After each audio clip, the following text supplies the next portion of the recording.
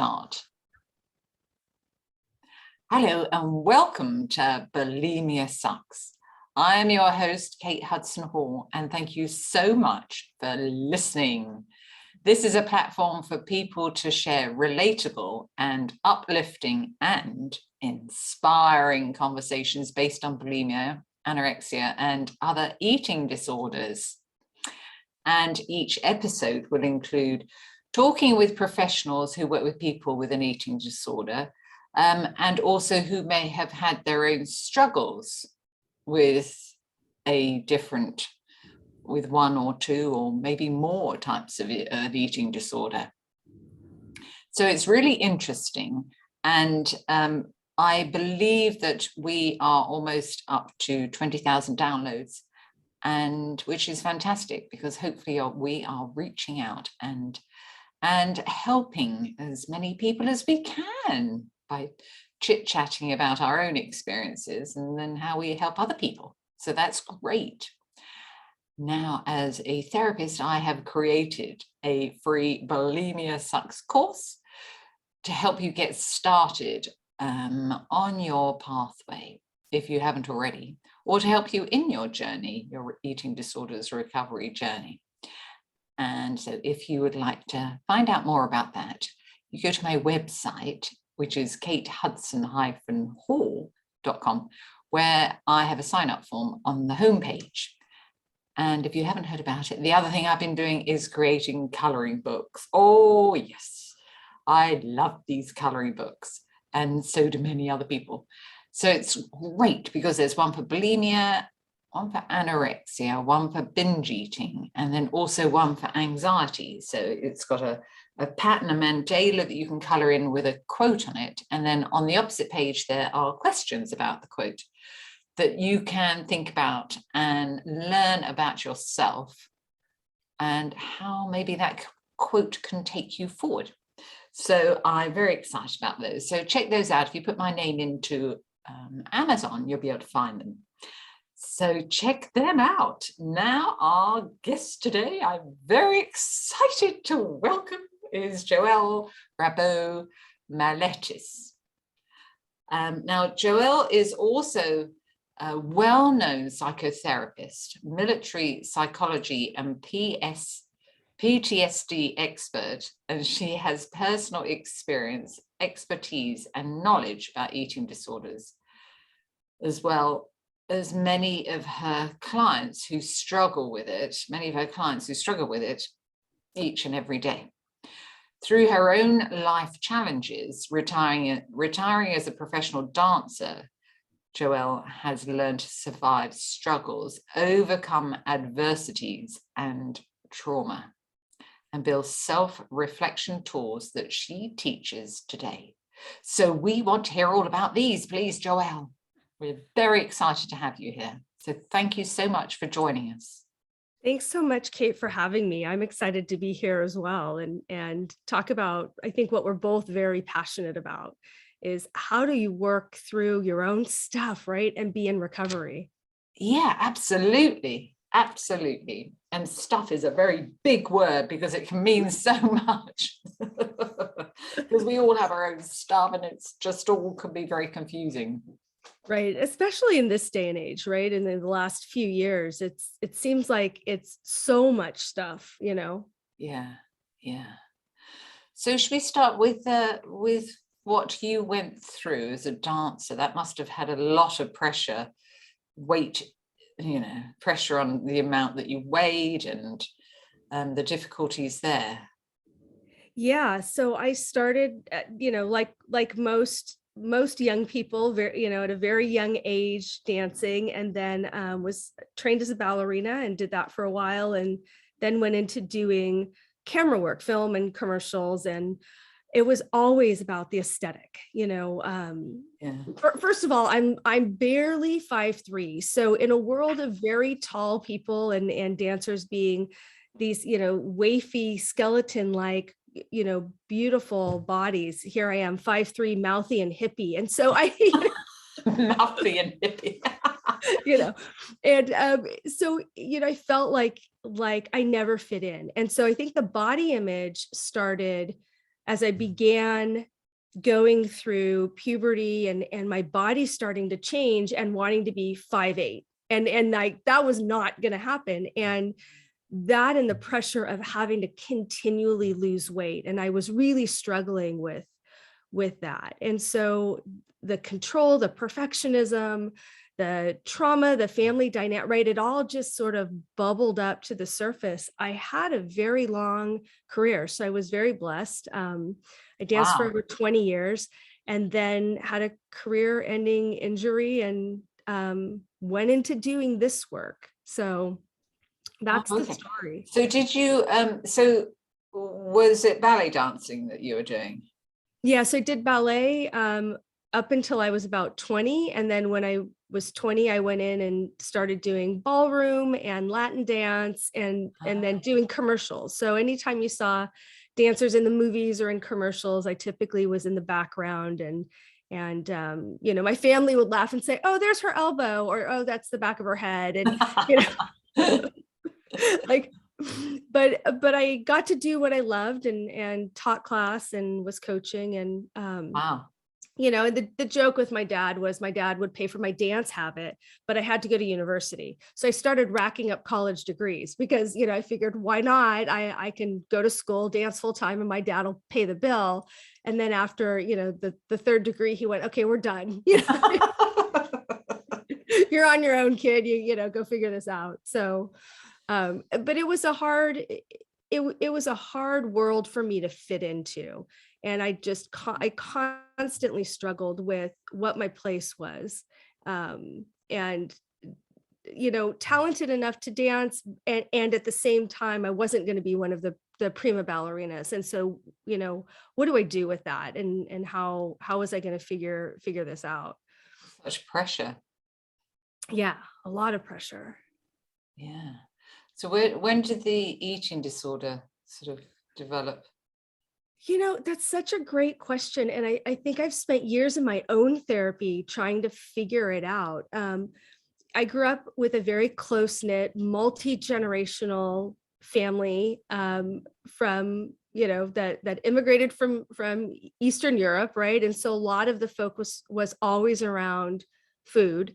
And I think that that grind against that family dynamic of eat, you know, that's how we show love. Yes. And then the ballet world of don't eat, you know, if you're not at the point in time I was dancing, I needed to be 85 pounds at 5'2", and I was really having a hard time I getting there. And so that juxtaposition of never fitting in to either world and constantly struggling. So I think it started. So that conflict as well. So you're being, Yeah. you know, at work, you're being told this, and then at home, you know, eat. Yeah. And so it was just, I think there always was that pressure around food. And so I think it started at a very young age. I think a lot of it, again, was body image, because I was looking at my, you know, the other girls in class with me and constantly comparing myself. Oh, I wasn't going to be this, or I wasn't going to be that, or I didn't look like this.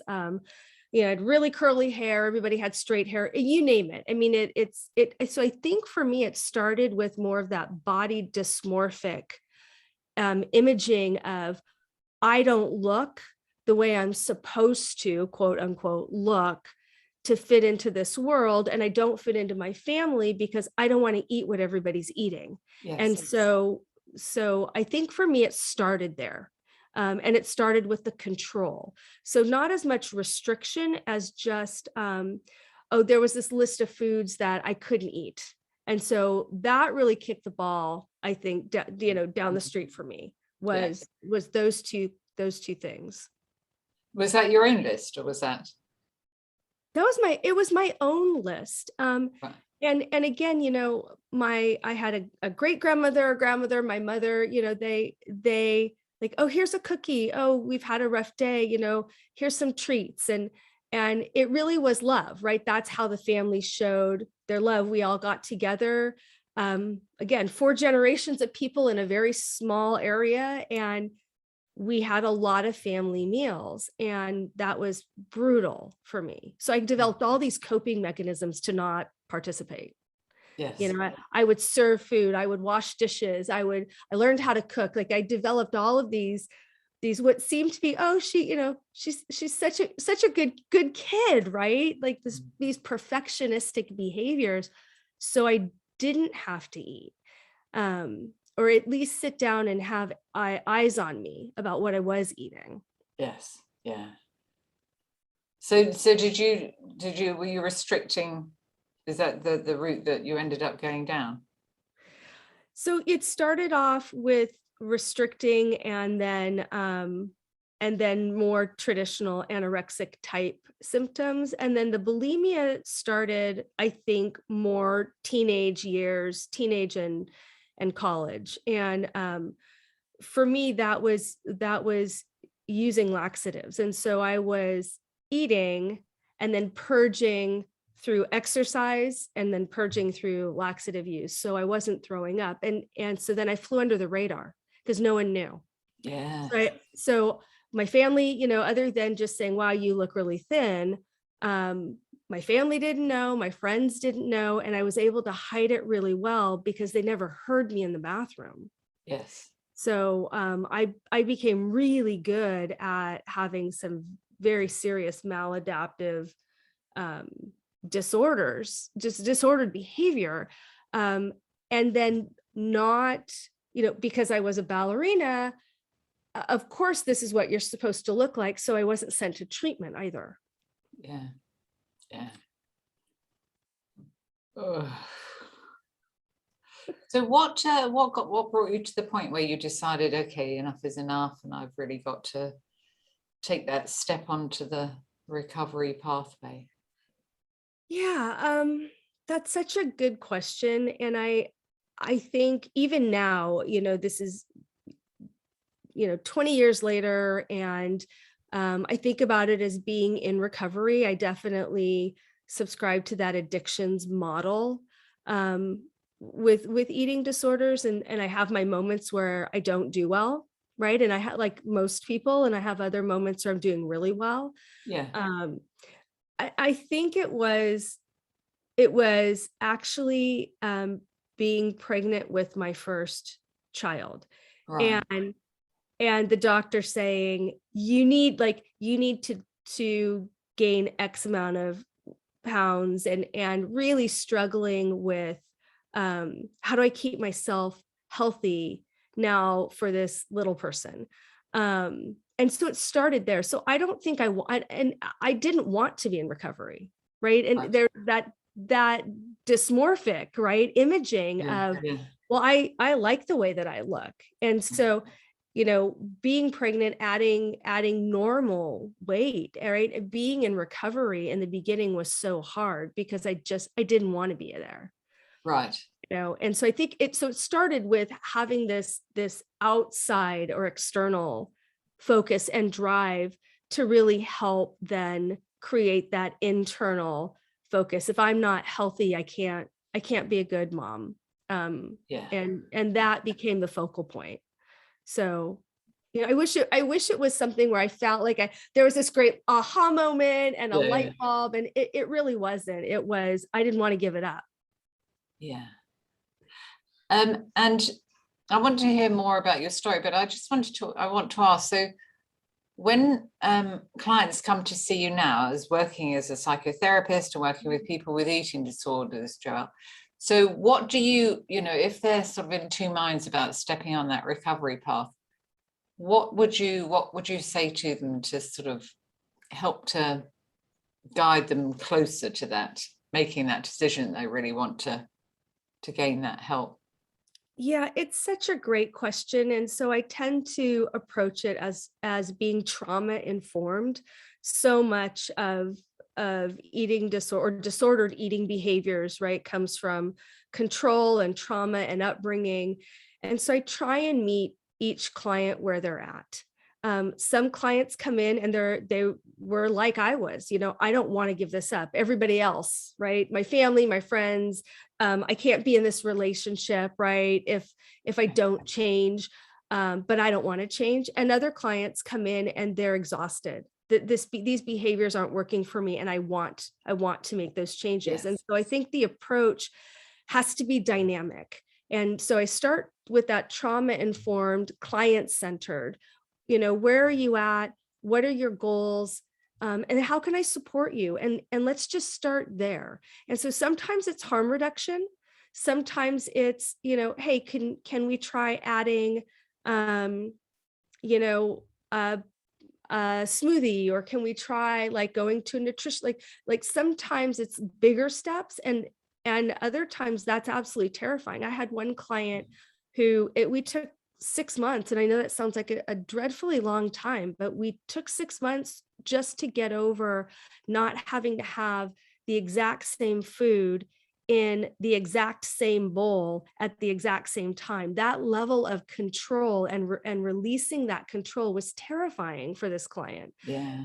And so it really is, where is somebody at, and what do they need? I think that there's so many theories out there, and it really is what's going to work for this particular client. One theory may be better than another.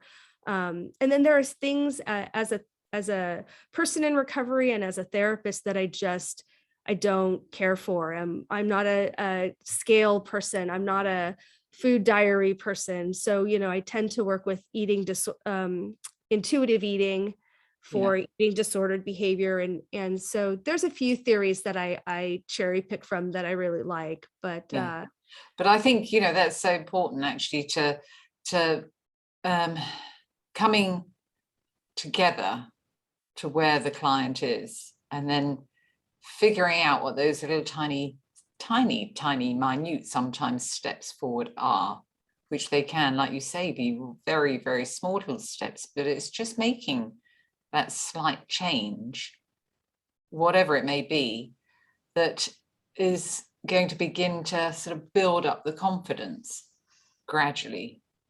And like with your client, that client, it was, it took 6 months, but that's good. They got there. Yeah. Made the change. And I think too, it's absolutely about slow, steady growth and having some wins. Then there's the motivation. If it's too much, too fast, people tend to, in my experience, backslide. And it's that same diet culture, right? People come in with that yo-yoing behavior patterns. And so trying to break that cycle and just say, let's just do one little thing, because when we're successful with that, we're going to do another little thing. And when we're successful at that, we're going to do another. And over time, right, there's this lifestyle change that doesn't seem completely chaotic and out of control, and it's not overtaking, right? I don't feel like my defense mechanisms are constantly flaring because I feel out of control. So what are areas that I can take control and still make change, and then look back and go, wow, I did all of that? Like I didn't realize I could do that. Yes. Yeah. Because they didn't believe in themselves, because they were looking at the whole bigger picture rather than breaking it down to what they could do. Amazing. Amazing, Joelle. Thank you. So if we can go back to your story. So then you had your daughter, and then how did you continue along your recovery path? What help did you have? Yeah, so I had my son, and then your son. I had my son. Then I had a lot of trauma in between the two, and then had my daughter, and whole nother conversation for another day. Anxiety postpartum, I mean, and again, eating disorders go hand in hand with a lot of these other kinds of things. And so I was triggered all the time, still dancing full time, still performing. Then I had my daughter, and when I had my daughter, I crashed. And that was the first time I went to therapy, really being willing to do therapy. In the past, like I said, in the past, I was doing therapy, but I didn't really want to change. Yeah. So you're correct. When I had my daughter, that's when, my life was starting to unravel, and really I needed to go to therapy, and I needed to get my act together and start dealing with all of this. And so I had family support. My family support was it was generational. And so a lot of it was, oh, this is baby blues, it'll pass. Just get up, just, go see your friends. We don't hear that. I mean, now the kids are 22 and 20. So, we don't hear that anymore. But that was absolutely what people said at the time. Yes, they did. Yeah. Yeah. Go join a mom's group, go back to work, spend time with your husband, you name it. And so although I had support, it wasn't the support that was working for me. My parents were close by and would help with the kids. The children's father's family was close by and would help with the kid. And it wasn't, so it was support. It wasn't the right support. And what I needed to do was go to therapy, take some medication, and get some help. And then the resistance of me saying, I don't want to go into a treatment program. And so I think I was the worst client ever, because I just went arms crossed. This is what I'm going to do. And my therapist looking at, shaking her head and saying, okay, well, I don't know if I can help you, kiddo, but let's see what we can do. I still talk to her 17 years later. She's like, I remember you. I know. There's so many great stories. I remember going on and on about something for months, and she finally looked at me and she said, you know what, Joelle, when you're done suffering, you let me know.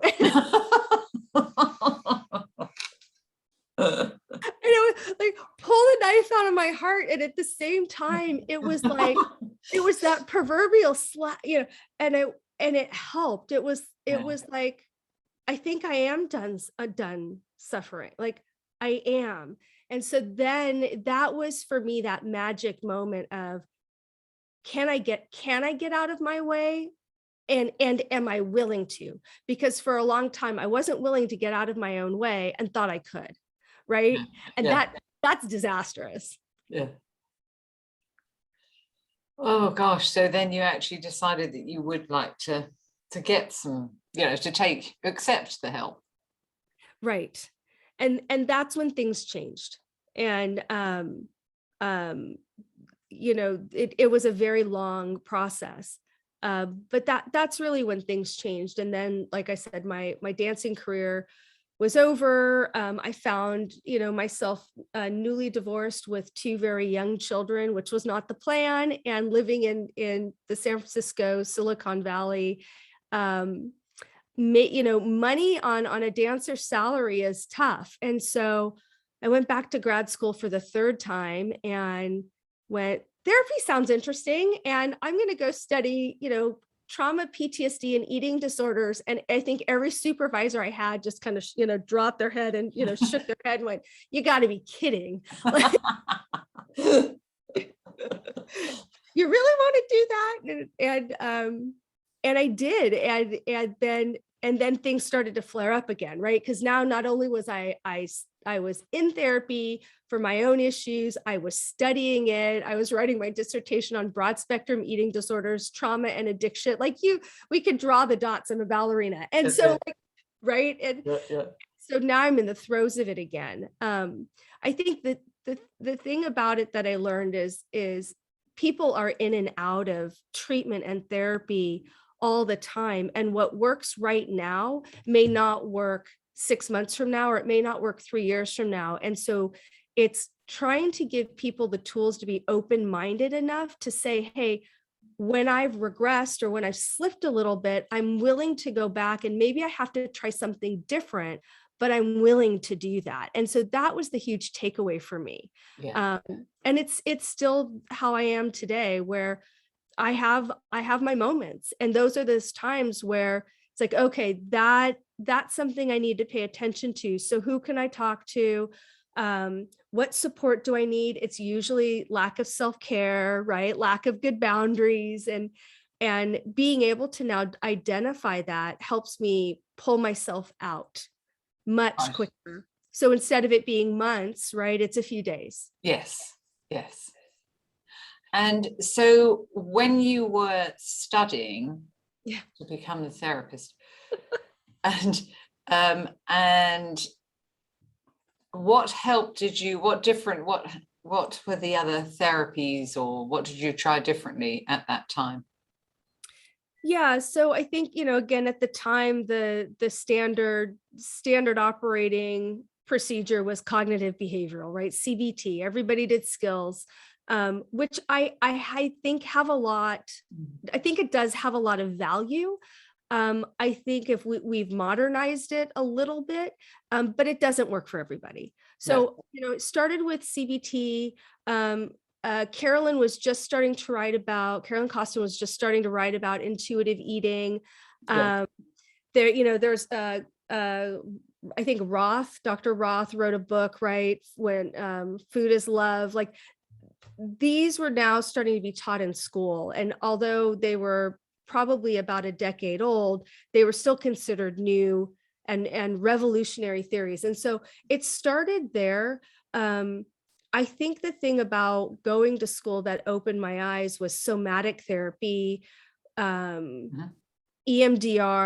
and for me, those were life-changing. So it really was a hybrid model and a lot of DBT skills, a lot of mindfulness, learning how to be in my body again, because I was really comfortable putting on the mask, and as a dancer. I think that's that we are. We're Yeah. great actresses, people with Yeah. eating disorders. Right. Yeah. And so, putting on the mask and playing the part and being in my body was great. But being in my body and having to show up as me, not so great. So I think it was all of a sudden my eyes were opened to, there were so many approaches, and then just starting to try them and figuring out what worked and what didn't work. Yeah. Somatic Experiencing, I got to take classes with Peter Levine and do all of that kind of work. So can you explain to the listeners what that is? Yeah. So Somatic Experiencing is not talking about the story, but actually, where do you feel it in your body? I often put my hand on my heart when I'm talking to people, and it's like, do you feel heavy? Does your chest hurt right now? So it's, where do you feel it in your body, and how we hold trauma and our experience in our body. And then through a lot of different things, EMDR, movement, kind of a guided meditative type process, we can sort of release the trauma, or release how we hold that trauma in our body, or the experience in our body. Yeah. So is that what you practice today? A little bit. I have a hybrid model, and like I said, for me, it's always trauma informed. So it's where clients are coming in. Honestly, I start with skills. I start with DBT and see if the client likes it and how well it holds. And then from there, we do some somatic work. We do some EMDR work. If people like to read, we read. If they like to journal, we journal. If they like to color, they have your coloring books. I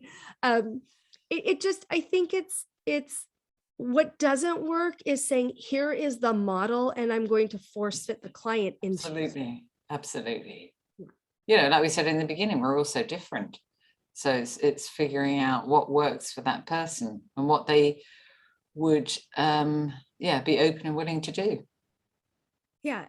And some clients come in and they have that epiphany, or there's something where they say, I am I'm exhausted. I'm emotionally exhausted of trying to maintain this behavior. Right. And I just want it to stop. That doesn't mean that they're more successful in therapy than other people. It's just a different process where maybe they've done a lot of therapy and they're ready for a new therapist, a new approach. Something has changed for them, and it could could take them an equally long time as someone like when I first started, who came in and said, I'm here because I have to come, but I don't really want to change. And so I don't think that the way somebody presents in therapy is indicative of how successful they're going to be. I think it really is about the relationship with the therapist. Yeah, I tell people all the time, if I'm not the right fit, tell me. I will send you to something great. Absolutely. That, because it's not going to work if we don't have a good rapport. Yeah, because you're not going to open up. You're not going to relax and feel comfortable enough to open up and talk freely. Right. Yeah. Right. So, Joelle, so where are you now, and how can people find you? So what specifically are you doing? Do you work online? Yes, so primarily we're still telehealth. We go back and forth, over the last few months of, are we opening our offices back up to be in person? I have an amazing staff, but I'm in the San Francisco Bay Area in California. Yeah. And we are online. I'm licensed in multiple states, so I have clients actually all over the country. And they can find us. It's my name. So it's joellerabowmaletis.com. And people can find us on socials, and we have all sorts of goodies that we give listeners. And so your listeners, if they want to send us a DM or an email, we'll send them we've got a free self-care journal. That's a 7-day journal that we like to give people. Nice. And I'm always happy to answer questions and provide resources. And so there's some good stuff out there that people can connect with. Yeah. Oh, how lovely. How kind of you. Thank you. And of course, we'll add all of your links, your website details. What is your website? It's my name. So it's joellerabowmaletis.com. Right. So we'll add it all anyway, so people can find you in the details below. Thank you. Yeah. Well, thank you so much Joelle for joining us. It's been fascinating and really interesting for people to hear your journey, but also how you go about helping others and what other therapies there are out there. Thank you. And thanks again for having me. This was so much fun. So yeah, it's been lovely talking to you, Joelle. You too. Yeah, so thank you to everybody for listening. And that's all for today's episode. And if you would like to show us your love and support, then please leave us a review from wherever you listen. And I look forward to speaking with you in the next episode.